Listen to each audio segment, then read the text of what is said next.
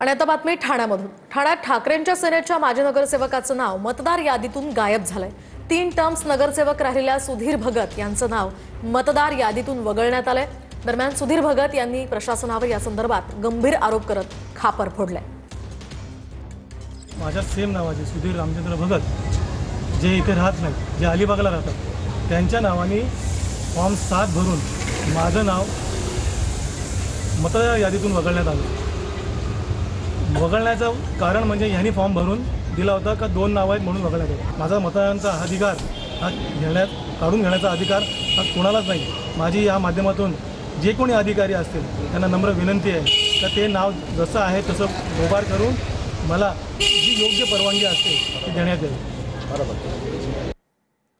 तर दुसरीकडे नवीन मतदारांची नोंद होत असते, त्यामुळे मतदार वाढलेत असं रवींद्र फाटक म्हणतात। ठाण्यातल्या वाढलेल्या मतदारांच्या आरोपांवर रवींद्र फाटकांनी हे उत्तर दिले।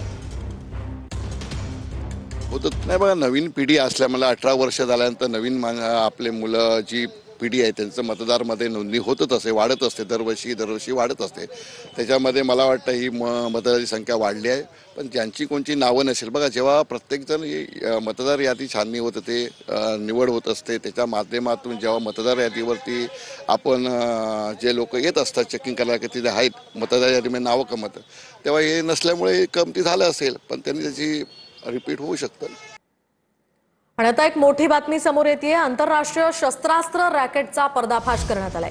दिल्ली पोलिसांच्या गुन्हे शाखेने ही मोठी कारवाई केली आहे। पाकिस्तानातून येणाऱ्या अत्याधुनिक शस्त्रास्त्रांचा हा साठा जप्त करण्यात आलाय।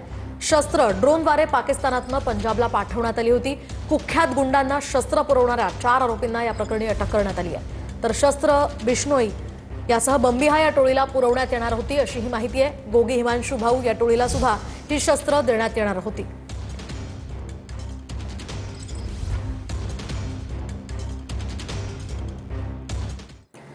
पुणे पोलिसांनी मध्य प्रदेशात एक मोठी कारवाई केली आहे। बेकायदेशीर शस्त्रास्त्र निर्मिती कारखान्यावर त्यांनी छापेमारी केली। मध्य प्रदेशातील उमरती या गावामध्ये पुणे पोलिसांनी ही कारवाई केली आहे। 47 जणांना पुणे पोलिसांनी या प्रकरणात ताब्यात घेतलंय। पुणे पोलिसांकडून 4 कारखाने सुद्धा उद्ध्वस्त करण्यात आले। तर आपण पाहतोय मध्य प्रदेशातल्या उमरती या गावामध्ये 47 जणांना पुणे पोलिसांनी ताब्यात घेतलेलं आहे आणि या प्रकरणी अधिकचा तपास सुद्धा सुरू आहे। बेकायदेशीर शस्त्रास्त्रांचे 4 कारखाने पुणे पोलिसांनी विशेषतः उद्ध्वस्त केल्याची ही माहिती मिळते। मध्य प्रदेशातली ही महत्त्वाची आणि मोठी घडामोड म्हणावी लागेल। पुणे पोलिसांनी ही कारवाई केलेली आहे। ही 2 महत्त्वाची दृश्य आपण पाहतोय, हेच ते कारखाने आहेत जे पुणे पोलिसांनी उद्ध्वस्त केलेले आहेत। तर दुसरीकडे त्यातून हा शस्त्रास्त्रांचा साठा जप्त करण्यात आलेला आहे। आणि आता बातमी मोहन भागवतांची आहे। हिंदू अस्तित्वात राहिले नाही तर जगाचं अस्तित्व संपेल असं मोहन भागवत म्हणाले। भारत हे एका अमर संस्कृतीचं नाव आहे असंही सरसंघचालक मोहन भागवतांनी म्हटलंय। हिंदू धर्मानं एक नेटवर्क निर्माण केलेलं आहे आणि याच पार्श्वभूमीवर हिंदू अस्तित्वात राहिले नाही तर जगाचं अस्तित्व संपेल असंही भागवत म्हणाले। तो भारत ये एक अमर समाज, अमर सिविलाइजेशन का नाम है।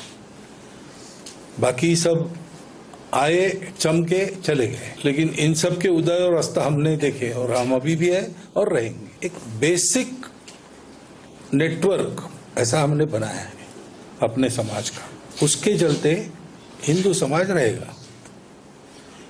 हिंदू नहीं रहेगा तो दुनिया नहीं रहेगी। समय समय पर उसको जीकर दुनिया को देना ये हिंदू समाज ही करेगा, उसका ये ईश्वर प्रदत्त कर्तव्य है। जगाचा विचार केला, हा हिंदू शब्द जो उठून आला, पूर्ण पहिले ब्राह्मण संस्कृती होती, मग त्याला 2% लोकांनी काही संपूर्ण देश आपण ताब्यात घेऊ शकत नाही म्हणून हिंदू शब्द आला आणि हिंदू संस्कृती सुरू झाली। हे इतिहास आहे, लपून काही राहिला नाही।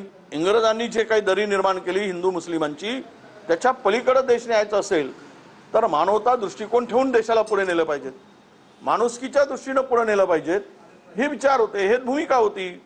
पण अलीकडे हिंदू म्हणून मुस्लिम म्हणून जर धार्मिक तेढ निर्माण करून मताची बिदागी मिळवून सत्तेची खुर्ची मिळवता येत असेल तर मोहन भागवतांचं म्हणणं खरं आहे। हयातभर जातीचं राजकारण करून देशभरात लाथा खाल्ल्यानंतर सुद्धा काँग्रेस सुधरेल असं वाटत होतं, पण विजय वडेट्टीवारांचं आजचं विधान ऐकून अजूनही काँग्रेस सुधरत नाहीये। याच्यापेक्षा जास्त घाणेरडा पराभव व्हावा अशी त्यांची इच्छा दिसते का असं दिसतंय. आधी धर्म आला, नंतर जाती आल्या आणि हिंदू धर्मातल्या कोणत्याही जातीनं जातीचं राजकारण न करता हिंदू धर्म वाढवण्याचंच काम केलंय. पण विजयजींना हे कळणार नाही. काँग्रेसची पूर्ण नासाडी केल्यानंतरच ते थांबतील का काय असं आम्हाला वाटतं.